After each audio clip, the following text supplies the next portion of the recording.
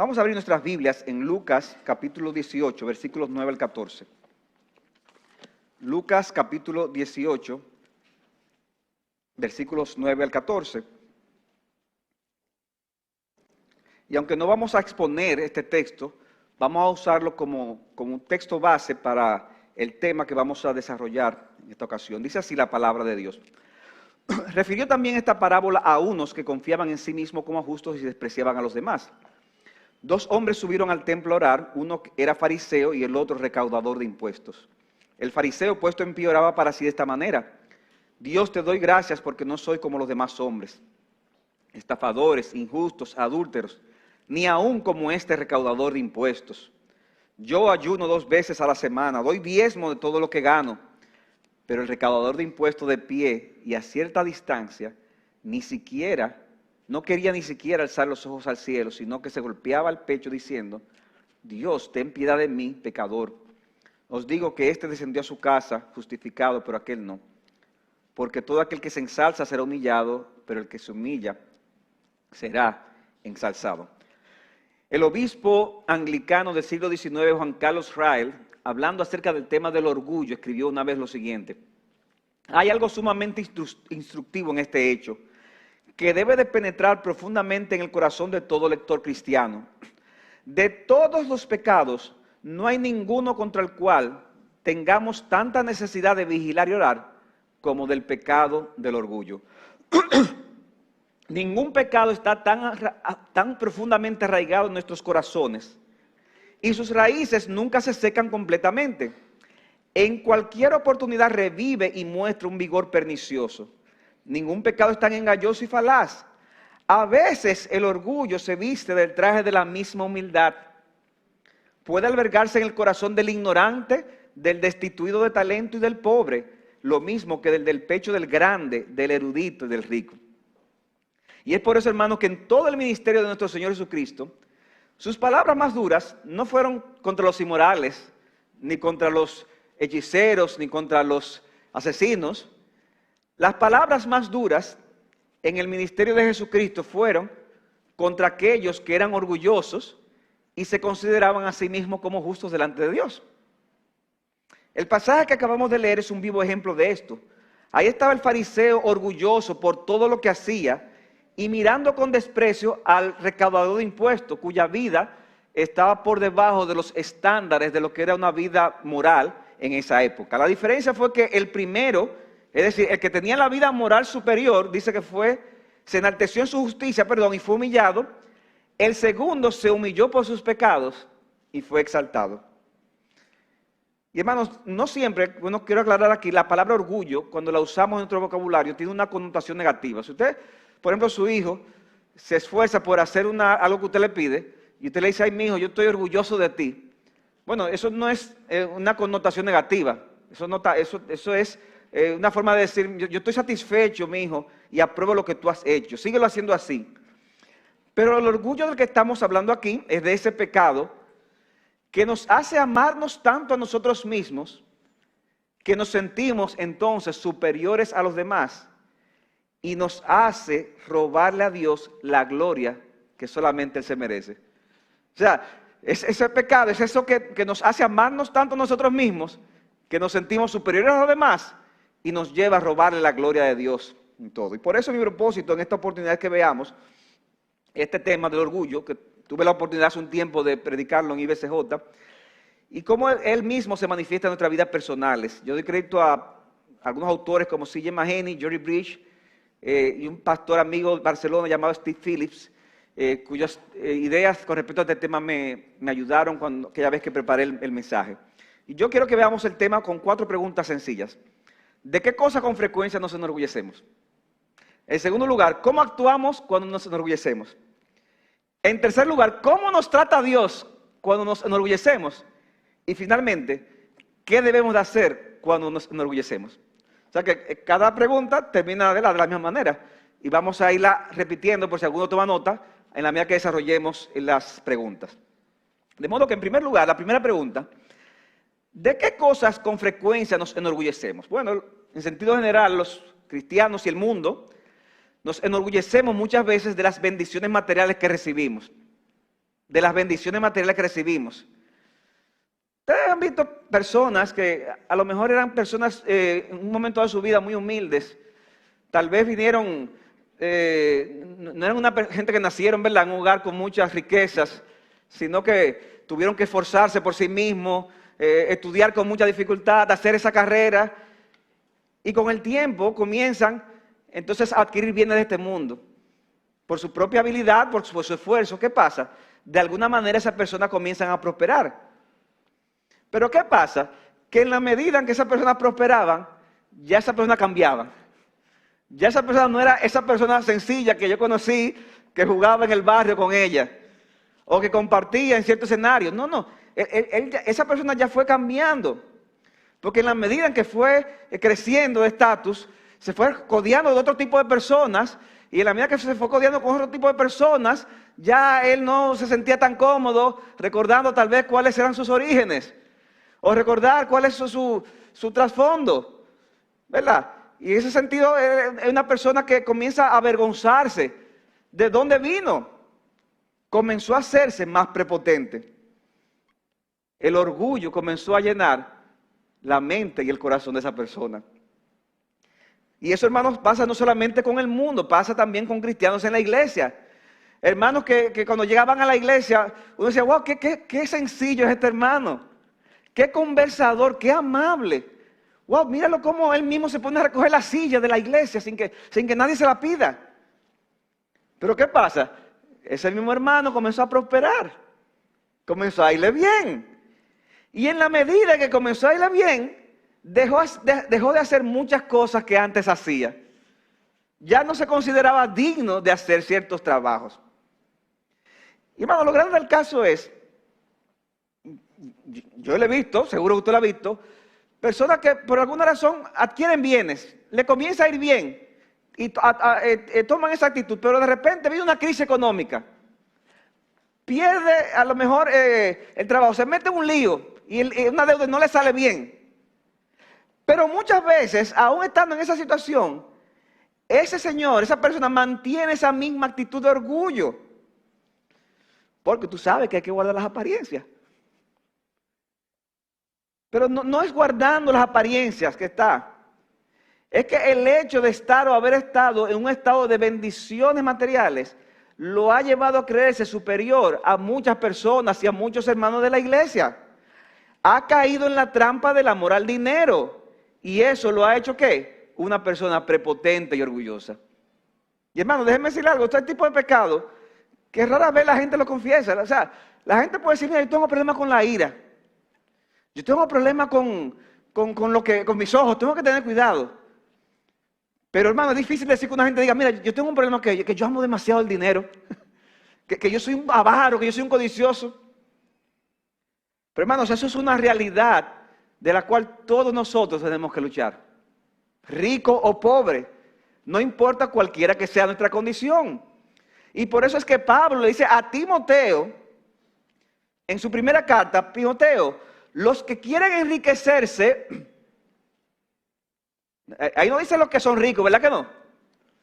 Los que quieren enriquecerse, sea cual sea su estatus o condición, caen en tentación y lazo. Y en muchos deseos necios y dañosos que hunden a los hombres en la ruina y en la perdición. Eso dice la Biblia.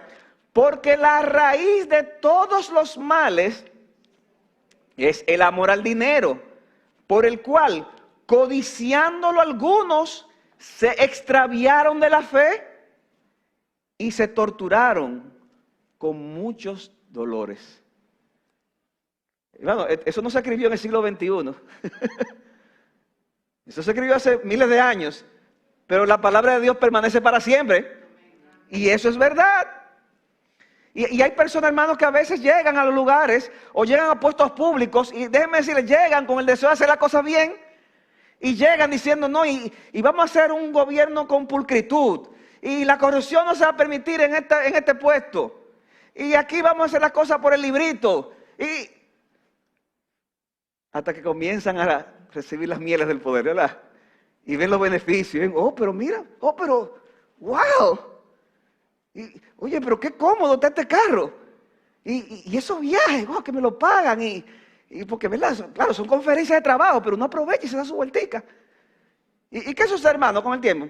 Que poco a poco, ese amor que esa persona le está teniendo a eso, lo lleva a que, bueno, se da otra situación. Lo digo que para eso tú tienes que meter la mano. Tú tienes que dejar pasar eso. Entonces ya tú estás tan atrapado que ya la integridad comienza a fallar. Y comienza, bueno, pero una cosita aquí, total, bueno, ese es el sistema. ¿Qué uno va a hacer? ¿Y cómo termina? Termina claudicando.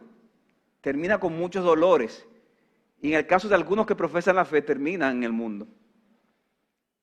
Las personas se enorgullecen por los bienes materiales que tienen, pero también las personas se enorgullecen del lugar que Dios les ha asignado en el mundo y del reino de Dios. Y esto está muy conectado con el anterior.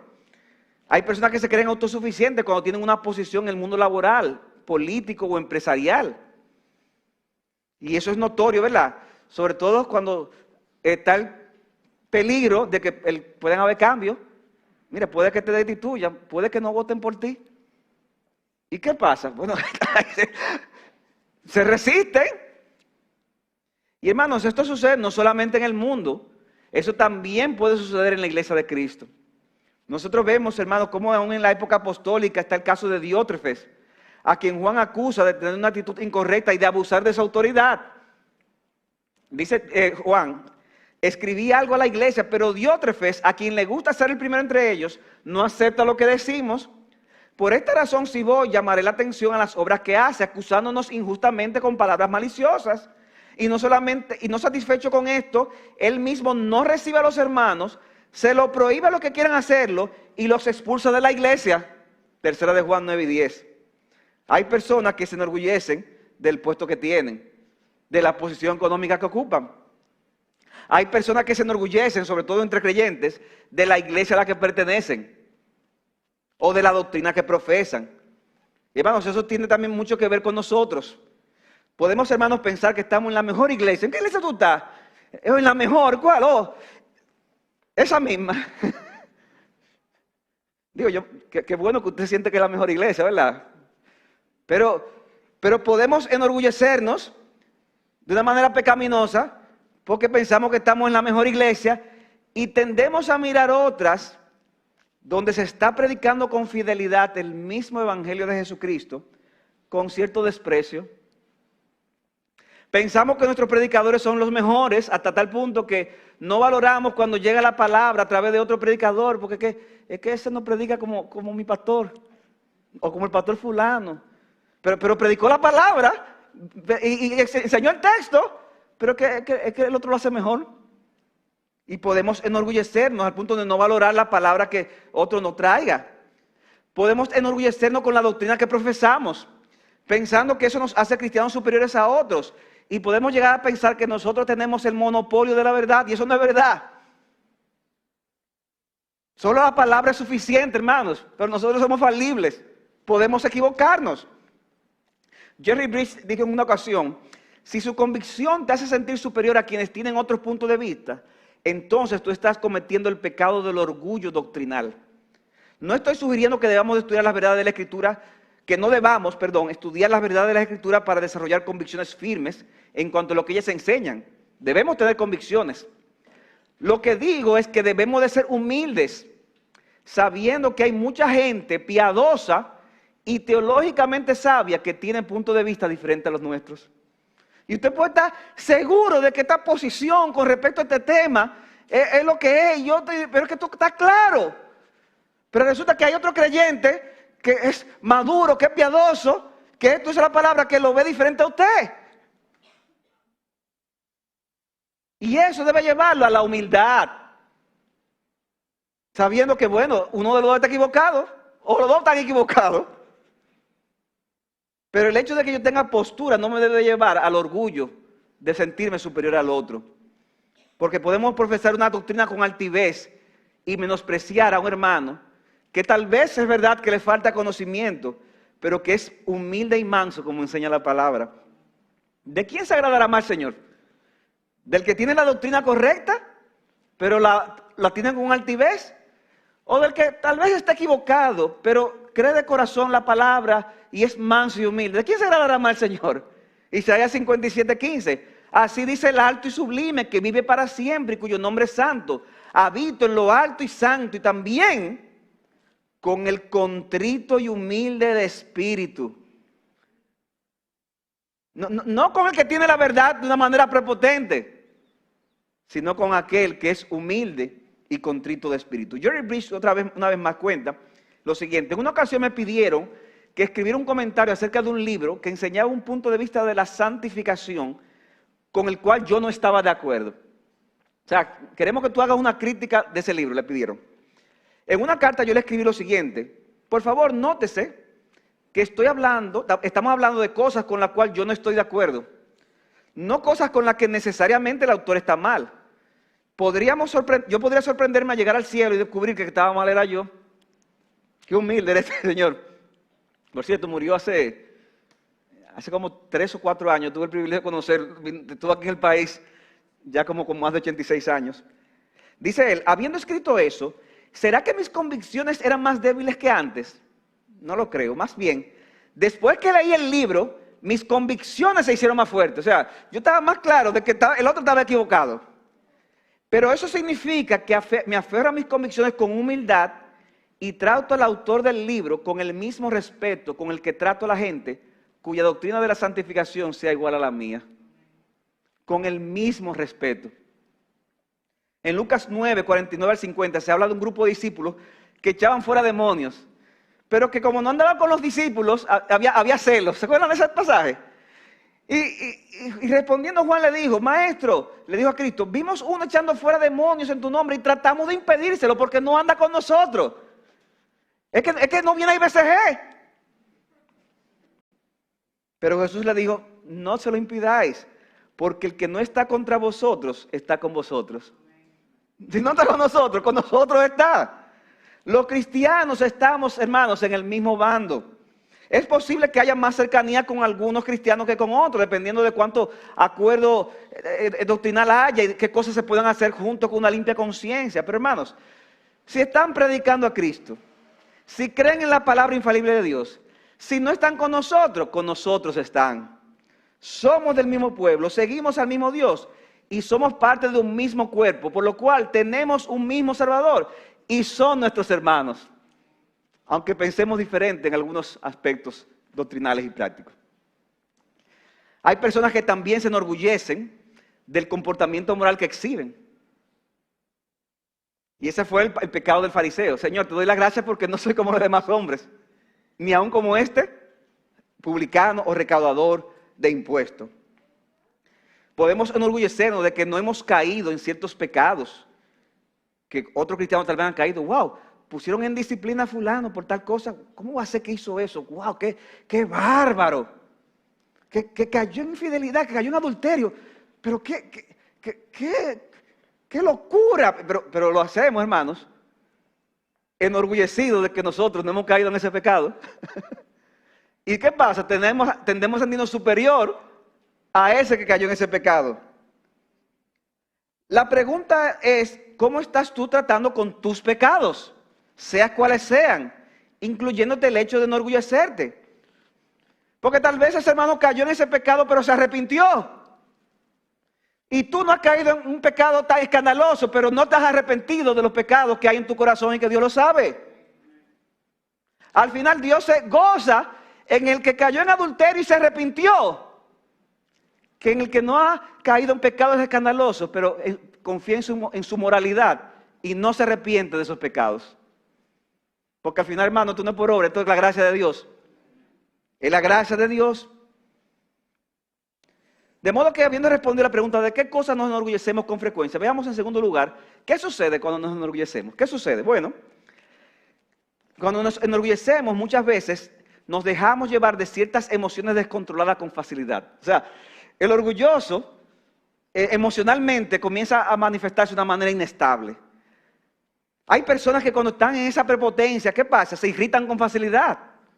Fulano, ¿qué? ¿Qué te pasa? O sea, esa forma prepotente de ser. Otros se llenan de temor y de inseguridad. Tienen un sentido de vergüenza que no es sano. Mira, yo quisiera que tú di tu testimonio o en un grupo que tú ores, en un grupo de pequeños. Ay, no, yo no quiero orar. Ay, ¿por qué? Es que mira, es que yo amo tanto al Señor, no lo espiritualiza, que si lo hago mal, yo no quiero hacer algo mal para el Señor. Es una forma muy espiritual. Miren, la Biblia le llama a eso orgullo. ¿Cómo es, pastor? Te lo repito. Orgullo. ¿Por qué orgullo? Porque al final tú estás sintiendo una vergüenza no sana porque tú tienes temor de que la gente piense de ti lo que tú crees que no eres. Pero al final eso es lo que tú eres. Un pecador arrepentido y que tiene que crecer en gracia. Pero ¿qué importa que piensen mal de ti? Al final nosotros tenemos que hacer lo que Dios nos ha llamado a hacer. Y cuando lo hagamos nos vamos a equivocar. Pero hermanos, que debemos de luchar contra ese orgullo que nos impide muchas veces hacer cosas que Dios nos ha llamado a hacer.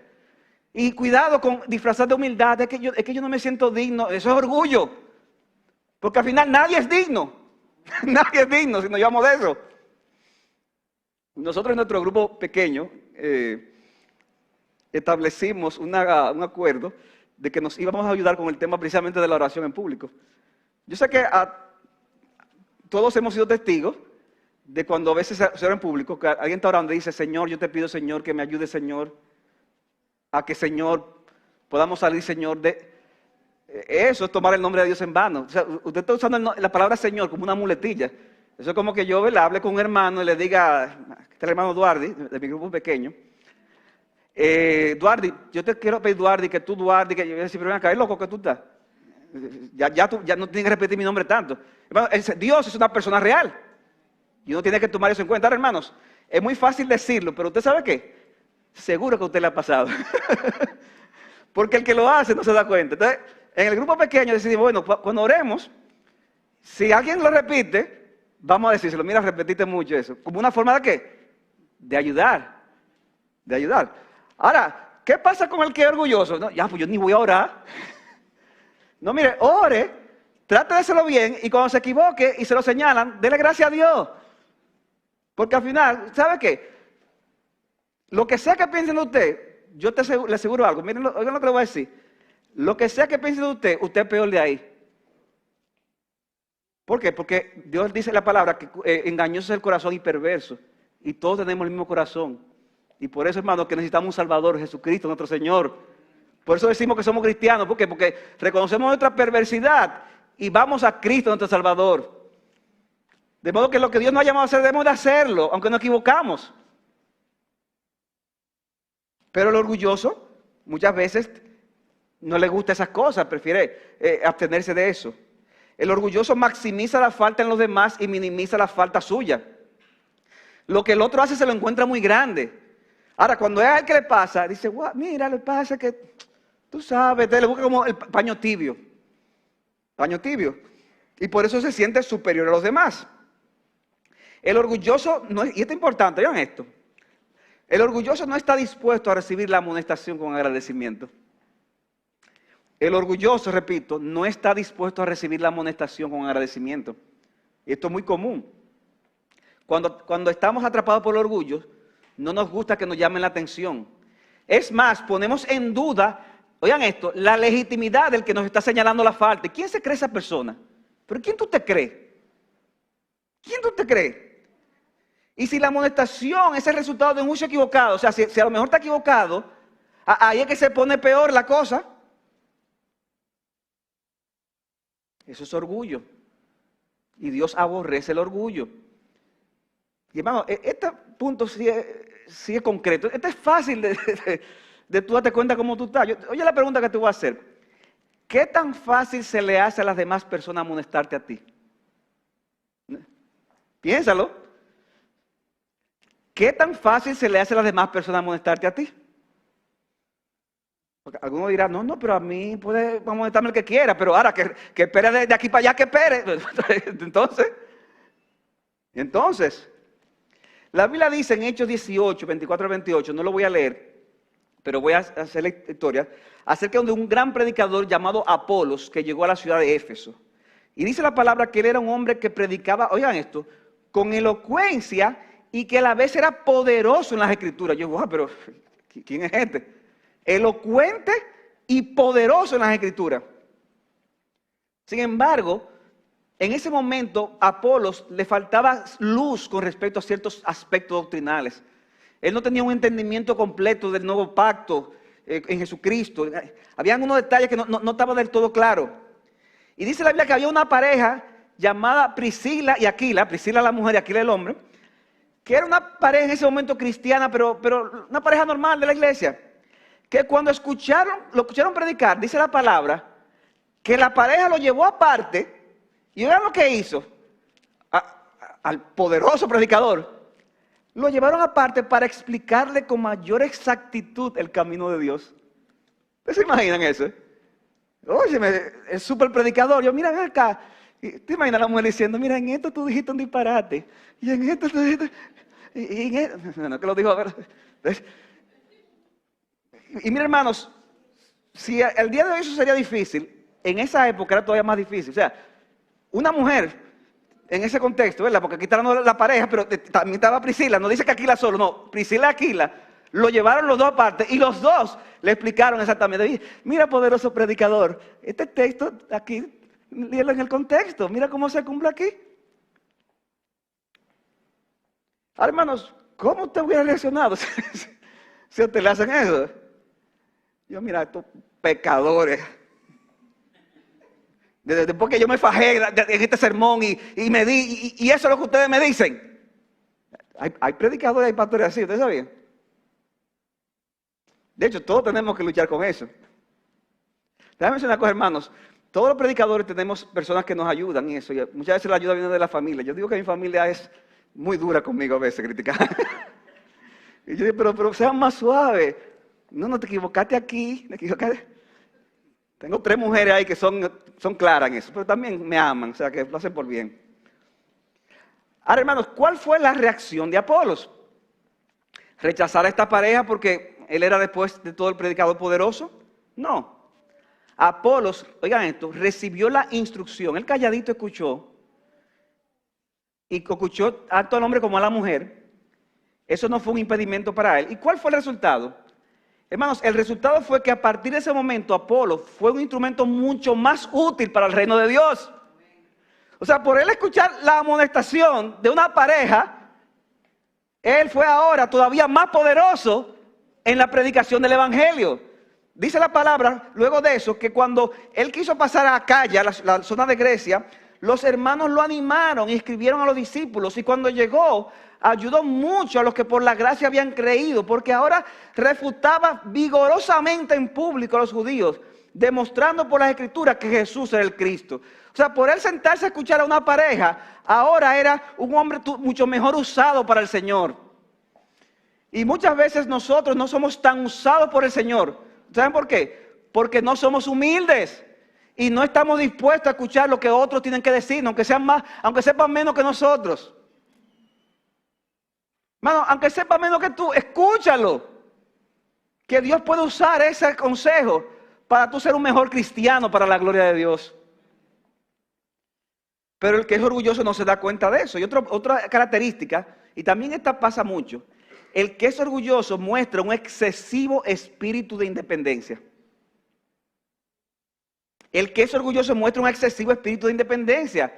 Esa persona con frecuencia tiende a resistirse a la autoridad que Dios ha puesto sobre ella, sea en la familia, en el trabajo, en el estado, en el colegio y hasta en la iglesia o cualquier otra organización que pertenezca. ¿Qué dice Romanos 13, 1 al 2? Sométase toda persona, ¿a qué? A las autoridades que gobiernan, porque no hay autoridad sino de Dios y las que existen por Dios son constituidas. Por consiguiente, el que resiste la autoridad al ordenado por Dios se ha opuesto, y los que se han opuesto sobre sí recibirán condenación. Si tú, mi hermano, no te estás sometiendo a la autoridad en las distintas esferas, es una muestra inequívoca de que te has dejado atrapar por el pecado del orgullo, y esa actitud te hará daño a ti y a los que están alrededor de ti. Claro, a menos que la autoridad te pida algo que sea en contra de tu conciencia, en contra de un mandamiento bíblico. Pero muchas veces es el orgullo lo que nos lleva a ese excesivo espíritu de independencia. Y muchas veces se muestra de una manera muy sutil. Cuando a veces en la iglesia pasa que el pastor trae una enseñanza y la persona decide no someterse a esa enseñanza, pero no porque él tenga una convicción diferente, o sea, basado en un estudio de la palabra, sino porque esa es su opinión. Esa es su opinión, pero no puede bíblicamente demostrarlo, pero eso es lo que él piensa. Jerry Bridge una vez más dice: en ocasiones me he encontrado con esta actitud cuando enseño la Biblia. A veces la respuesta a mi enseñanza es: bueno, tú dices eso, pero yo creo tal o cual cosa, pero no hace ninguna alusión a la Biblia para tú decir por qué piensa diferente. Solo emiten su opinión personal. Sin embargo, en la mente de esa persona, su opinión es la autoridad. ¿Oye esto? Su opinión es la autoridad. No tiene disposición alguna de entender la enseñanza de la Biblia. Hermano, así es que reacciona el que es orgulloso. Ese espíritu de independencia tan excesivo. Ese sentido de superioridad. Ahora, la tercera pregunta es: ¿cómo nos trata Dios cuando nos enorgullecemos? Porque hemos visto, ¿qué hemos visto hasta ahora? Cómo se manifiesta el orgullo. Cómo actuamos cuando de qué nos enorgullecemos, perdón, y cómo actuamos cuando nos enorgullecemos. En tercer lugar, ¿cómo nos trata Dios cuando nos enorgullecemos? ¿Cómo nos trata Dios? Bueno, hermanos, Dios nos aflige cuando somos orgullosos. Trae aflicciones a nuestra vida. No nos permite muchas veces disfrutar de aquello que nos enorgullecemos. Dice Eclesiastés 6, 1 al 2. Hay un mal que yo he visto bajo el sol y muy común en los hombres. Un hombre a quien Dios le ha dado riquezas, bienes y honores, y nada le falta de lo que desea, pero Dios no le ha dado la capacidad para disfrutar de ellos, sino que un extraño que lo disfruta.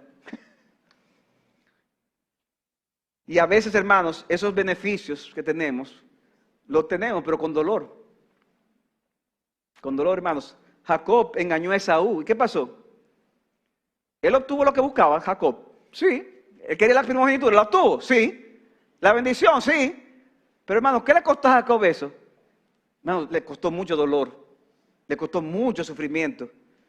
Al punto de que dice la Biblia que cuando se apareció frente a Faraón, que le preguntó: ¿cuántos años tienes? ¿Qué le dijo a Faraón?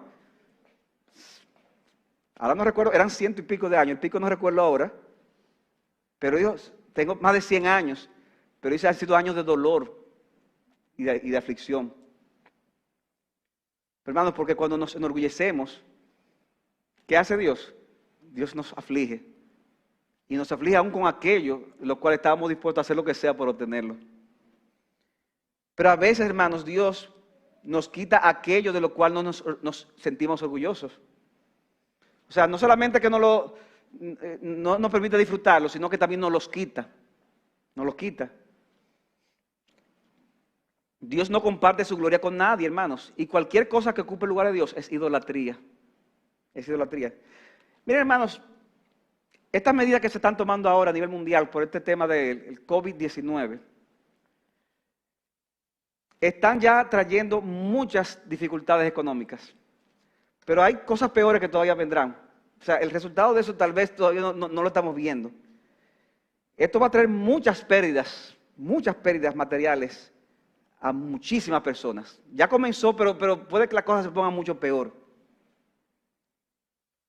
Ahora, hermanos, ¿se han puesto a pensar de que Dios en su sabiduría puede estar usando estas cosas para quitarle cosas a personas que estaban idolatrando eso que querían? Y esta persona que tenía en su mente ya: wow, voy a conseguir esto y a partir de esto voy a vivir una vida, se va. Y yo tenía este plan, se va. Y yo me iba a casar este año, fruto de esto perdí el trabajo y se va. Muchas cosas. Y yo tenía tantos planes y resulta que yo me dio el problema y todo cambió. Se va. Dios usa cosas como esa, hermano, para humillar nuestra prepotencia. Para humillar nuestro orgullo, para humillarnos a todos nosotros, incluyéndome a mí, incluyéndote a ti. Dios Muchas veces nos quita aquello de lo que nos enorgullecemos. O lo pone en su lugar. También eso pasa, lo pone en su lugar. Entonces, ¿no le ha pasado que a veces usted desea algo? ¡Wow! Yo quiero esto. Y cuando lo tiene, ¿y esto era? pero ya se me fue la emoción. Se me fue. Porque nos damos cuenta, hermanos, que al final las bendiciones de este lado del sol, al final son pasajeras. Dios ha puesto eternidad en nuestro corazón y al final eso no nos llena. Nos damos cuenta que esa posición que teníamos no era tampoco lo que pensábamos y resulta que no era vitalicia tampoco. Dios nos hace ver también que no somos la única iglesia, ni que somos la recipiente exclusiva de la bendición de Dios. También vemos, wow, que Dios también bendice a otras iglesias, que Dios bendice a otros ministerios, aunque tengan algunas diferencias con nosotros. Y nos damos cuenta, wow, pero increíble, cómo se deleitan en Dios, cómo predican la palabra de Dios, cómo defienden la fe en el mundo, cómo viven vidas de impacto. Nos damos cuenta, wow, que la bendición de Dios está en muchos lugares, no solamente aquí.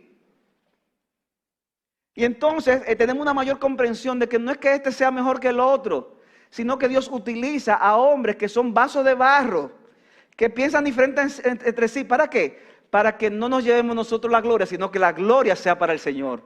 No a nosotros, oh Señor, no a nosotros, sino a tu nombre sea la gloria y la verdad. Hay una anécdota, hermanos, que posiblemente así fue que pasó. En unos libros a veces cambian un poco la cosa, pero más o menos puede que haya sucedido así entre dos hombres de Dios del siglo XVIII, que eran John Wesley y George Whitefield, que fueron los fundadores del movimiento metodista en esa época. Al poco tiempo de comenzar el movimiento, ellos tuvieron que separarse, sobre todo porque John Wesley comenzó a predicar doctrinas que chocaban con lo que creía Whitefield. John Wesley comenzó a enseñar que la salvación se perdía y una serie de cosas más. Al final Wesley quedó como líder del movimiento metodista.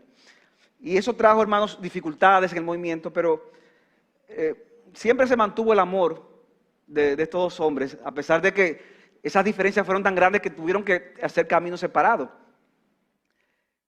Cuentan que cuando Whitefield murió apenas con 55 años de edad, que dicen, por cierto, algunos historiadores que tal vez Whitefield pudo haber sido el más grande predicador de la historia cristiana. Oigan eso, el más grande predicador. Esa vida de Whitefield es impresionante.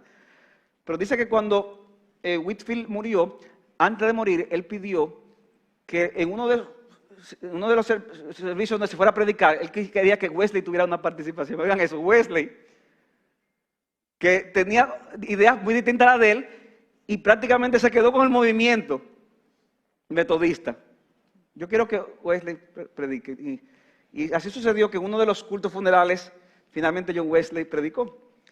Dicen que un tiempo después alguien se le acercó a Wesley y le dijo, señor Wesley, señora creo que fue, le dijo, wow, pero déjeme hacer una pregunta sinceramente, porque usted sabe que usted y Whitefield chocaban en muchas doctrinas y cosas.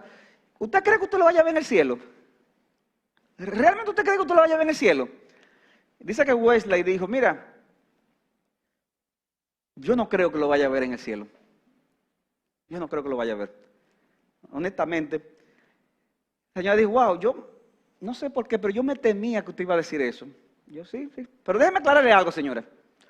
Yo no creo que lo vaya a ver en el cielo, porque es que ese hombre va a estar tan cerca del Señor y yo voy a estar tan lejos que me va a ser difícil contemplarlo.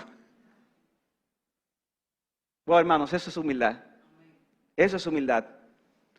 Que el Señor nos ayude, hermanos, a imitar esas cosas. Porque no a nosotros, aunque me haya quitado el movimiento, aunque me haya quitado la iglesia, aunque ya me ha quitado la vida, al final la gloria es del Señor. No a nosotros, oh Señor, sino a tu nombre sea la gloria. Finalmente, hermanos, y a manera de conclusión, de aplicación, ¿qué debemos de hacer cuando nos enorgullecemos? Mire, hermano, yo le voy a decir lo primero que yo quiero que usted no haga hoy, porque aunque ustedes no lo crean, me pasó a mí una vez. Yo una vez prediqué este tema, en un sitio que no me voy a decir dónde. Y cuando terminé el mensaje, se me acercan los hermanos y un hermano me dice, wow, hermano, yo quiero decirle algo. Yo tengo un problema con ese sermón que usted dio. Ah, ¿cuál? Hermano, es que yo creo que yo soy demasiado humilde.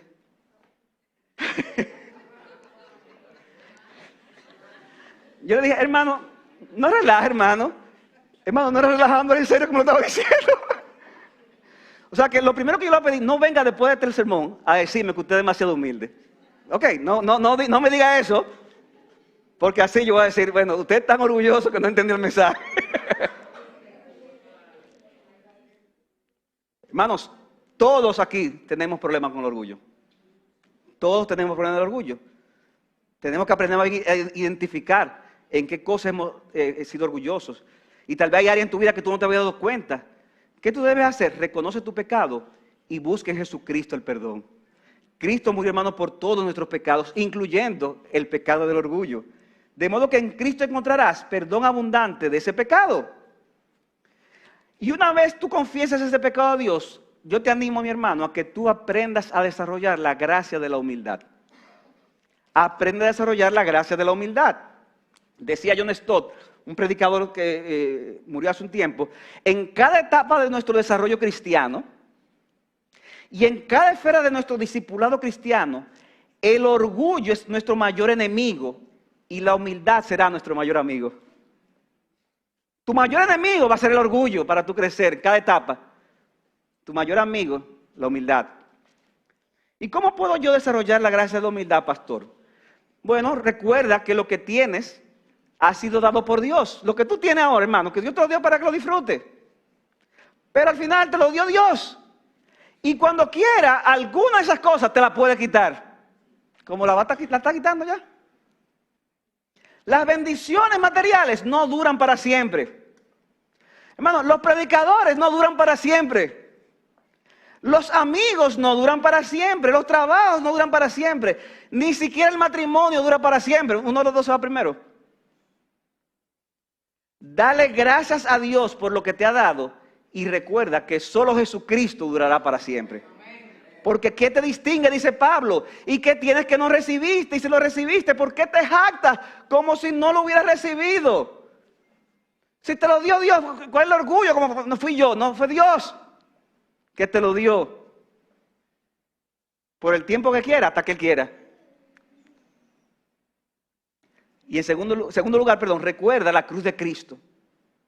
Porque el Evangelio, hermano, no solamente es para el inconverso, no solamente para pedir perdón, es un hábito de vida. Recuerda a Cristo, la cruz de Cristo, dice Pablo, pero jamás acontezca que yo me gloríe, sino en la cruz de nuestro Señor Jesucristo, por el cual el mundo ha sido crucificado para mí y yo para el mundo. O sea, el mundo me ve a mí como un crucificado, pero yo también lo veo al mundo a sí mismo, como un crucificado.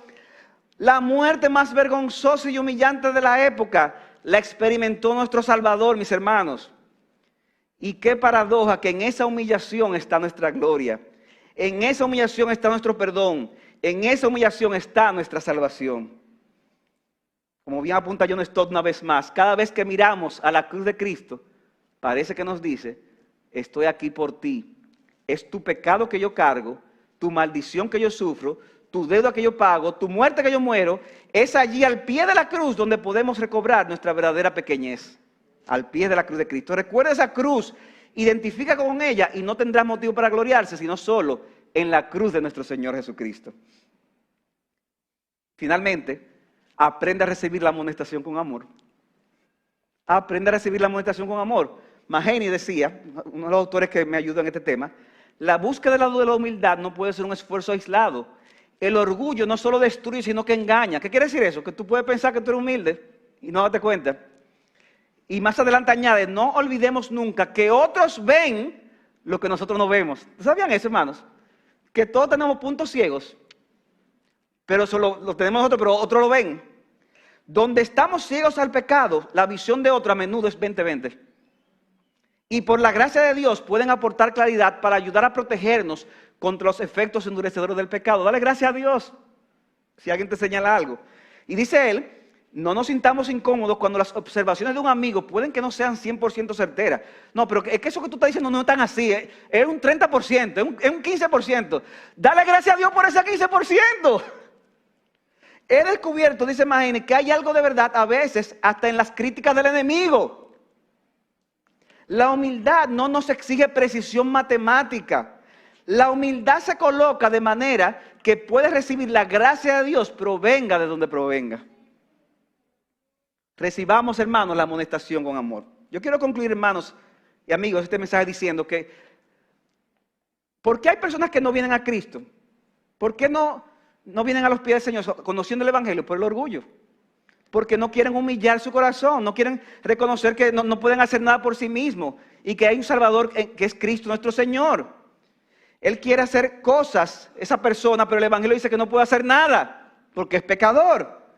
Y le dice el Evangelio, ya Cristo lo hizo todo en la cruz del Calvario y resucitó como testimonio de eso.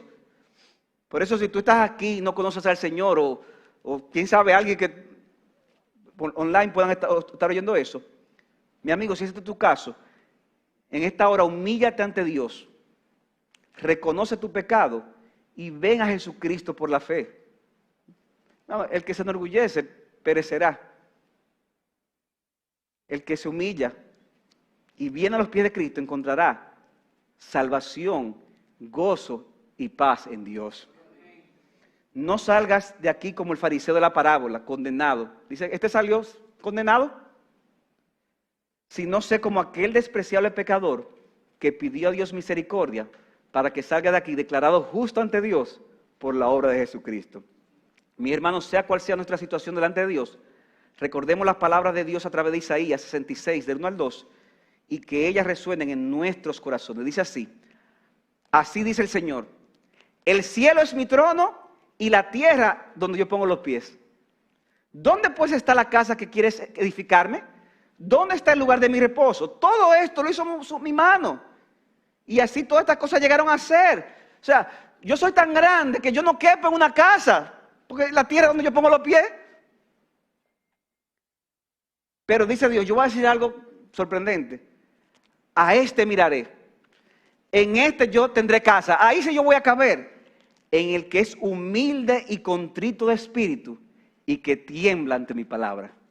Hermanos, que el Señor nos haga así, humildes, contritos de espíritus y que temblemos ante la palabra de Dios. En nuestra humillación y en la gloria de Dios, hermano, al final estará nuestra satisfacción, nuestro gozo y la gloria será siempre para Dios.